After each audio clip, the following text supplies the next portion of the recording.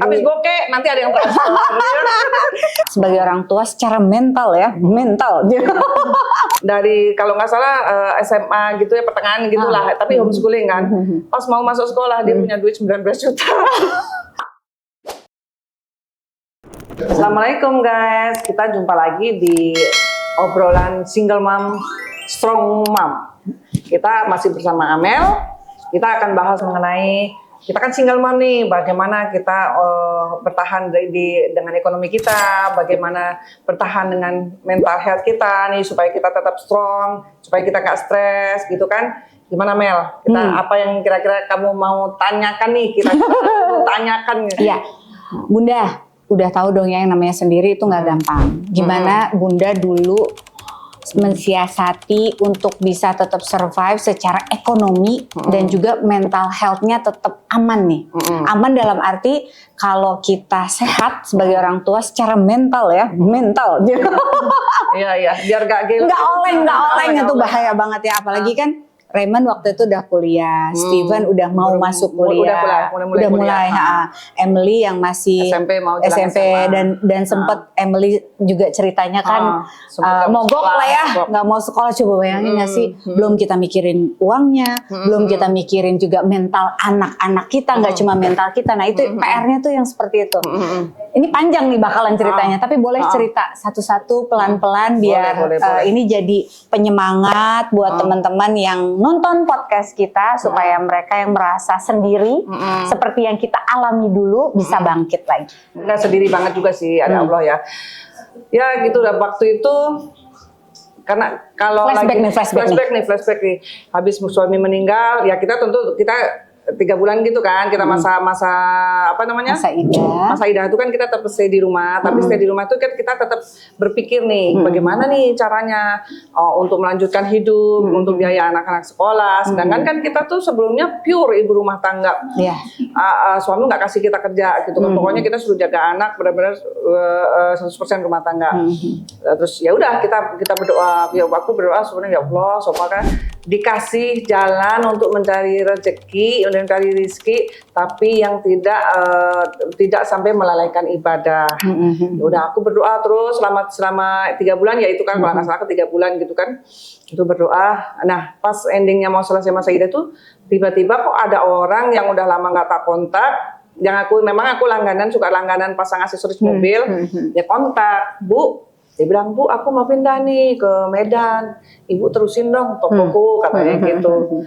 Lah, aku nggak bisa. Aku bilang gitu. Aku nggak ngerti masalah begitu-begitu. Apalagi aku ibu rumah tangga gitu. Aku percaya ibu bisa, katanya gitu. Aku doa gimana ya, terus aku ada minta pendapat teman gimana ya. Ya coba aja, siapa tahu ini jalannya. Udah, aku coba, aku bilang sama owner yang lama, tapi ajarin aku ya 2 minggu aja, aku bilang. Ajarin aku 2 minggu caranya bagaimana.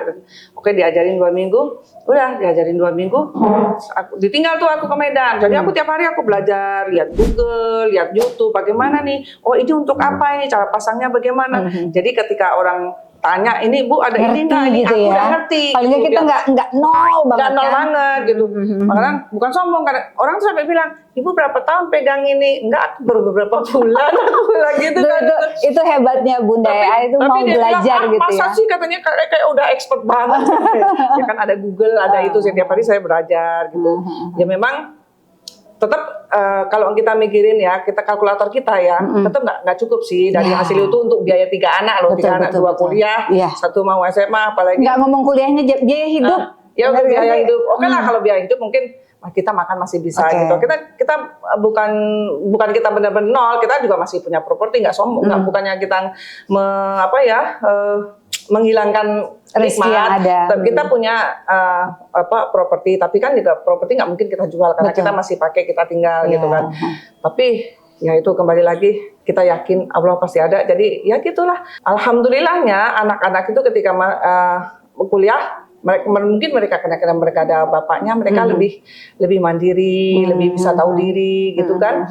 Ya, apalagi yang Emily itu sempet kayaknya shock, dia kehilangan bapaknya, dia nggak mau sekolah. Anak perempuan lah ya. Anak perempuan kan bapaknya banget, dia dekat banget sama bapaknya.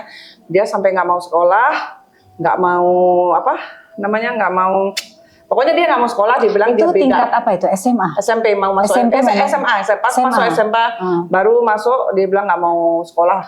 Dia bilang ya pokoknya nggak mau sekolah. Akhirnya gimana dia mau apa? Nggak tahu, pokoknya aku sekarang nggak mau sekolah. Mau homeschooling, nggak tahu, pokoknya nanti aja, pokoknya aku sekarang ya udah. Ya itulah kembali, terus tiba-tiba kita ada yang kontrak nih, ada dapat uang kontrakan. Aku bilang umroh yuk Dek. Saya bilang aku kan nggak sholat mah, aku nggak bisa sholat. Nggak apa-apa, nanti anggap aja kita jalan-jalan refreshing. Jangan nanya ya kenapa Emily nggak sholat, nanti dijelasin. Itu ada waktunya lagi. Akhirnya kita umroh, kita doa tuh. Aku bilang pokoknya Dek, pokoknya yakin aja kalau kita berdoa Allah tuh dengar, pasti ada jalannya. Pas di depan Ka'bah nih, aku ajak dia sholat di apa itu Hijri Ismail ya. Bilang, ayo Dek sholat di sana. Nggak mau mah, susah banget di sini aja susah kayak gitu. Enggak, berdoa, kita sholat di sini dulu, berdoa supaya bisa sholat di situ. Dan alhamdulillah setelah sholat di itu bisa masuk itu di Hijri masuk sampai dijagain gitu kan. Pokoknya kita lama di situ bisa.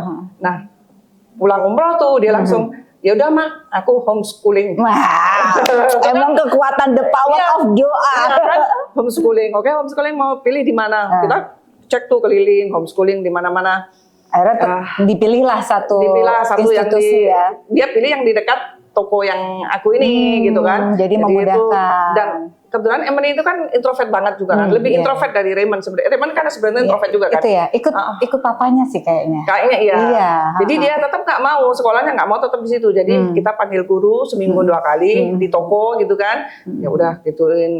Terus ya udah, alhamdulillah memang ya kembali lagi rezeki itu kadang-kadang nggak selalu harus berupa materi atau uang gitu ya. Kayak tadi anak yang nggak mau sekolah akhirnya memutuskan mau sekolah itu udah bersyukur banget, udah gitu blessing kan. banget. Terus dia tiba-tiba kan dia masuk kuliah kan. Kakaknya kan dua di BINUS nih. Kalau dia nggak aku izinin di BINUS kan nanti kayak ngerinya pilih kasih gitu, dibeda-bedain gitu ya. Sedangkan dia mau masuk DKV, tadinya mau sastra Jepang, tak bilang, Dek sastra Jepang kamu perempuan harus kerja, nanti kamu kalau menjaga anak ilmumu nggak pakai takutnya gitu kan. Terus apa mah, udahlah desain aja. Akhirnya di kafe. Emang dia gambarnya juga bagus. Nah, dia nggak bisa gambar, nggak bisa. Aku nggak bisa gambar mah, katanya gitu. Aku nggak bisa gambar mah. Lah, kuliah itu kan gunanya untuk belajar. Akhirnya masuk dengan dia nilai kan belum keluar kalau homeschooling itu kan lama. Dan dia homeschooling itu kan istilahnya kan cuma formalitas, ijazah juga paket gitu kan. Tapi dia nilainya dapat diskon 50%. Terus ya namanya mak-mak nih. Lumayan kita telepon lagi nih rektor, Pak. Ini kakak. Enggak, ini mamanya kamu sih yang enggak gitu. Kalau yang lain udah dapat 50%, alhamdulillah. Tapi ternyata Bunda Em masih usaha lagi ya. Enggak terima. Kita mama masih bilang enggak terima 50%-nya maksudnya. Kita ke rektor nih, kita telepon rektor telepon lah. Pak, ini kan kakaknya 2 di BINUS, ada dong tambahan diskon. Kebetulan kan kakaknya nilainya juga sibling lah ya, diskon sibling. Alhamdulillah dapat lagi 25%. Jadi kan dapat 25%. Itulah Dek, saya bilang kan dari awal kan sebenarnya Emily itu dari awal udah ragu-ragu. Kan mama nggak punya duit, kan di kafe mahal gitu. Si bilang nggak usah pikirin, ada Allah. Aku bilang gitu, ada Allah selagi kamu jalannya benar, kamu baik, rezeki pasti ada. Aku modalin tau nggak dia? Aku modalin dia 500.000 buka rekening Mel. Dari kalau nggak salah SMA gitu ya, pertengahan gitulah, tapi homeschooling kan. Pas mau masuk sekolah dia punya duit 19 juta. Itu Emily itu pintar nyari duit juga soalnya ya. Iya, kayaknya itu kembali lagi. Rezekinya nggak lewat mamanya, tapi anak-anak itu bisa cari gitu. Ya itulah kembali lagi, rezeki itu bisa datang dari mana aja. Yang penting kita percaya. Kita belajar benar, meskipun ya belum benar banget, tapi kita belajar benar gitu loh. Berusaha untuk masuk ke track yang memang Allah minta kita sebagai hambanya. Ya udah, percaya aja dulu, yakin dulu, ikhtiar juga tetap ya kan. Jadi nggak bisa memungkiri, nggak mungkin berhasil kalau tidak ada ikhtiar. Dia itu kayak jual-jualan nyawanya Mobile Legends, skin gitu.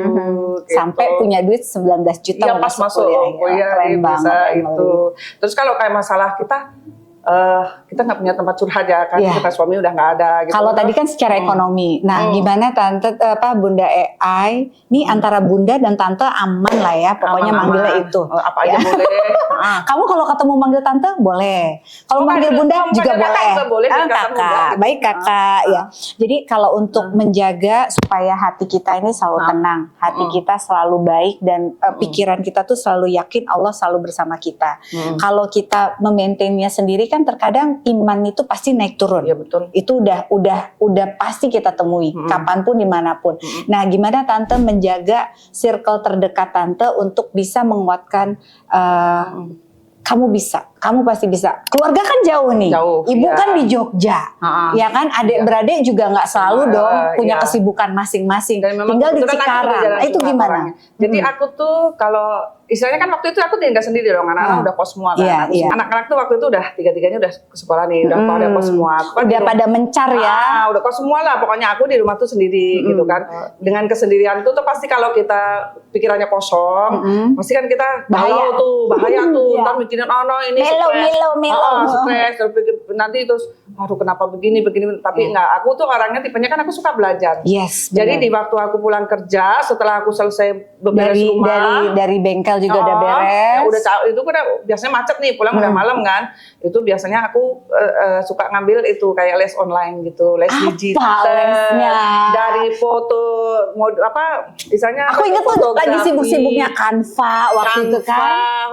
Canva. Terus kayak nggak salah dipanggilnya Bunda AI ya. Pokoknya kan?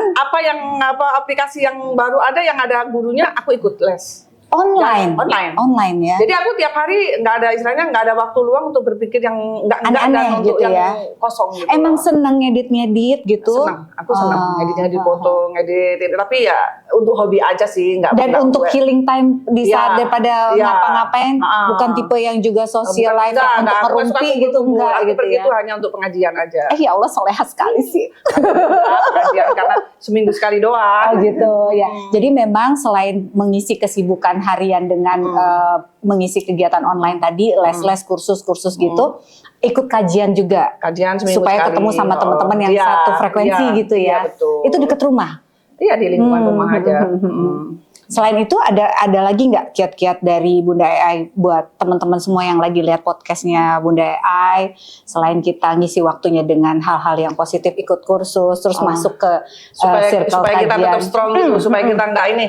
Jangan terlalu mikirin biar galaunya jauh. Jangan terlalu mikirin omongan orang. Penting ya. Jangan catat ini bagian ini. Jangan ngebanding-bandingin sama orang. Udah rezeki orang tuh masing-masing. Kalau saya ikut-ikutan misalnya ini teman kita tuh pada ini punya tas branded pada gitu. Udah biarin aja. Nah, satu nih kenal udah lama ya.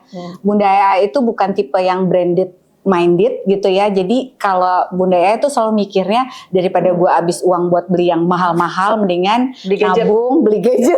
Karena dari gadget bisa belajar macam-macam. Masya Allah. Jadi ganti gadget nih. Oh salah. Kalau ada yang baru, kalau ada yang beli oke. Atau kalau ada yang endorse boleh. Oh ya Allah, tolong ya. Luar biasa. Jadi betapa pentingnya ya kalau kita sebagai single mom itu jangan hanya fokus pada sedih, karena bisa dibilang tuh Allah tuh kasih kesedihan tuh kayak dititipkan. Dititipkan itu bukan untuk dikekep loh, kesedihan itu masalah. Ya emang Allah tuh suruh kita ini loh, masalah kamu tuh dilihat dan cari solusinya. Jadi jangan selalu berpikir, oh aku sedih gini. Sedih sewajarnya aja manusiawi lah kalau masih ada rasa sedih mah. Tapi jangan berlebihan dan jangan berkelanjutan. Tetap fokus aja tujuannya untuk anak, udah fokusnya ke anak. Anak gitu yang nomor satu. Mengenai peran ayah itu kan penting ya. Tapi kan dengan papahnya anak-anak udah nggak ada nih semenjak wafat. Itu bagaimana tuh ngisi kekosongan itu di pribadi anak-anak sendiri gimana? Kebetulan kan kalau bapaknya tuh kan sibuk kerja ya.